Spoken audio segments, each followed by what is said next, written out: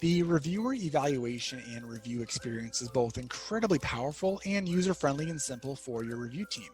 When they log into their account, they're going to be presented with a menu, and this menu is going to show them a list of all of the entries that you want them to evaluate. Off to the right is you're going to get a color-coded progression bar. So it's going to show the review team, which ones they've already scored, who hasn't been looked at, and who they've started but then left off on. It also shows them a listing of the scores that they've already given. Now, this is important for a couple different reasons. Number one is it gives the review team the ability to leave and come back later. It also gives them the ability to reevaluate and look at, the high and low scores or look at the first ones that they've done.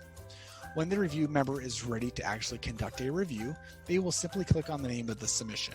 And this is going to open up a split screen where the profile is off to the left and the review criteria is off to the right. Now we're going to pause here and talk a little bit about the review criteria because that, much like everything in Reviewr, is customizable.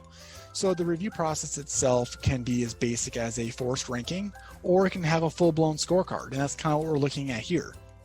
If you go with the scorecard, you can do things from drop downs to checkboxes to open-ended text. You can do 1 through 5, 1 through 10, 1 through a million. You can even have some questions with a higher weighted value than others.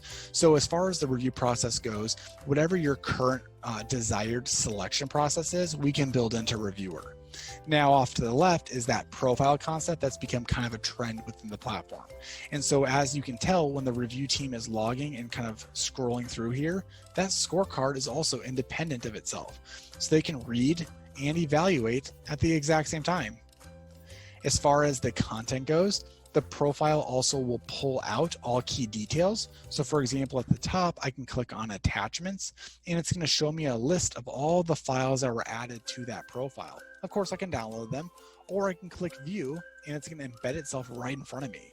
So think about how powerful this is. When your review team is looking at things like PowerPoints or spreadsheets or letters of recommendations or PDFs, they can toggle between them literally just by clicking view. And again, much like the profile, it's going to scroll independently. So the review team can actually look at the submission form. They can look at the files, all while filling out their scoring criteria. It also allows them to log notes. So for example, if I want to leave a note and say, hey, other judges, what do you think?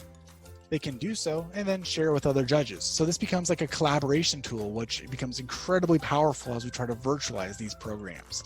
Maybe I want to leave communication directly to the applicant. I can do so. I can ask them direct questions like, hey, great work.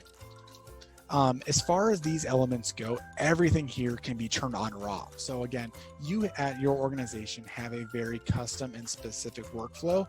The Reviewr portal is going to reflect that workflow as well. And then lastly is multimedia. Much like the notes and the attachments, you can go ahead and watch and access image galleries in the platform while filling out that scorecard.